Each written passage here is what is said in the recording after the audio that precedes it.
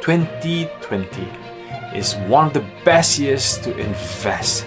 It is like the repeat of 2003. It is like the repeat of 2011, 2012, when things were low and starting to build momentum. And you know, back then I wish I had tons of money to plow in, and I am getting a third life now to invest, third redemption. Too many options, too many quality stocks.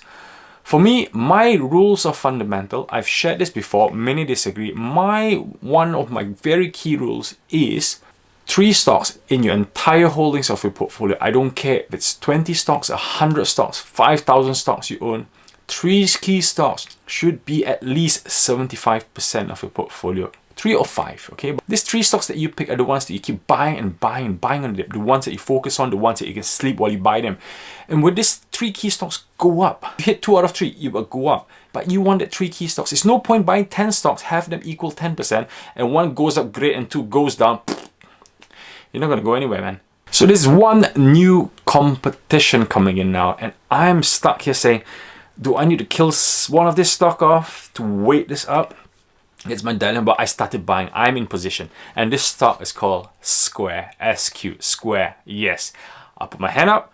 When I did my Square review years ago on my blog, and even recently, about 2 months ago when I was valuing Square, I kept saying, this company is overvalued. I don't understand about this company, why people are so hyped about it.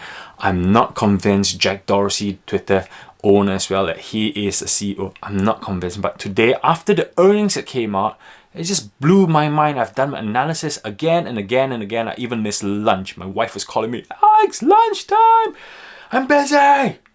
Because of this Square analysis, I'm just looking. And when the bell rang, it jumped from 176 to 186. And I went, oh, should I go in? And boom, I have a huge position. So I dropped him about 10,000 US dollar as an initial position for Square. And I came in about 187. And I was shaking. I thought, did I make it wrong? Because everybody else was falling. And I thought, just hang in there, just average down. So that's where I am. I'm not even sure how much it costs. I need to check. I didn't even check the price at closing. So somebody tell me they were expecting a 0.14 positive return, the EPS, that came in 0.34 for Square. And the revenue came in, was supposed to be targeted of 2 billion for this 2 billion this quarter. I'm serious, 2 billion this quarter. And it came in 3 billion. And 1 billion came from Bitcoin, cryptocurrency sales. So I know they've been doing cryptocurrency, but I don't realize that the Cash App, you can't use it here. The Cash App only in US, like young millennials are buying cryptocurrency. They're using cryptocurrency to exchange goods and services. So it's moving crypto. It's moving. Jack Dorsey said this back in 2018, and now I'm just witnessing the real fact of life. And Cash App, that's where the growth is. I've seen other YouTubers mention, and I thought, oh, Cash App, isn't it the same as PayPal? But no, Cash Apps, they loved it. There's 174% growth year on year. They have 33 million users, 3 million in this quarter alone. Quarter two, their growth revenue was 63%, but quarter 3 is 140%. Okay, when I do reverse engineering, when I add 2020, quarter 1, quarter 2, and quarter 3, and then I forecast quarter 4, which is sort of copy and paste of quarter 3, but I'm sure they'll do more, being a bit conservative. And when I work out the year-on-year target for 2019, 2020, the growth revenue is 100%. 2019, they came up 4.5 billion. 2020, they'll bring in about 9 billion if they do really well in quarter 4. But when Cash App kicks on, so EPS, if I work at EPS of 1.1, forecasting quarter 4 for the whole 2020, and the rate of growth, I would love to put 100%, but let's be a bit conservative, put 80%.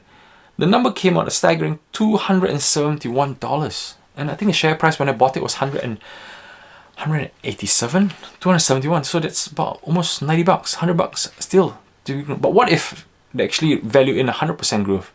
Then you're going $336 a share. But let's be realistic. Let's calm down. Then I reworked again. EPS of 1.4. Let's say, fast forward in 2021, and they're still growing. The EPS is coming in and making good money from Cash App, Bitcoin, cryptocurrency. Shops are opening. Small shops are making good gains. 1.4. Okay, 60% growth. Okay, let's say 2021, 60% growth target. 263. But what if they hit 80% growth with even better cryptocurrency? 346. So the figures still come up more than what it's worth just now. And at the rate Square is going, they're not going to settle for number 2 place. Seriously, they're not going to settle for number 2. This guy is gunning and hoeing, trying to beat PayPal. They're trying to be the go-to cash payment app, the go-to small business app, the go-to cashless transaction app, phone to phone. They are gunning for it. They're gunning for it, and there's so much ideas bouncing off. Blockchain hasn't been incorporated yet. All I can say is, if you're investing stocks that you're not sure about, that you're taking too much risk, think about it. 2020 has presented us an opportunity here. Great quality stocks up there that we can value. Low interest rate, climate, equity, housing, and luxury goods are the place that will grow up in value. Okay, so if you're investing in those high risk share, those injured travel stocks, come on, think twice. So much that I cannot invest in. And if you got so much money and you're still investing in those injured stocks, please, I beg you, please consider moving. Please consider tweaking. So this is me for Closing Bell. That's all I want to say. I'll answer every comment. Leave a comment, the stock you think that you want me to give you, bad or good stock. I want to give you one answer. Bad, hashtag bad or hashtag good stock.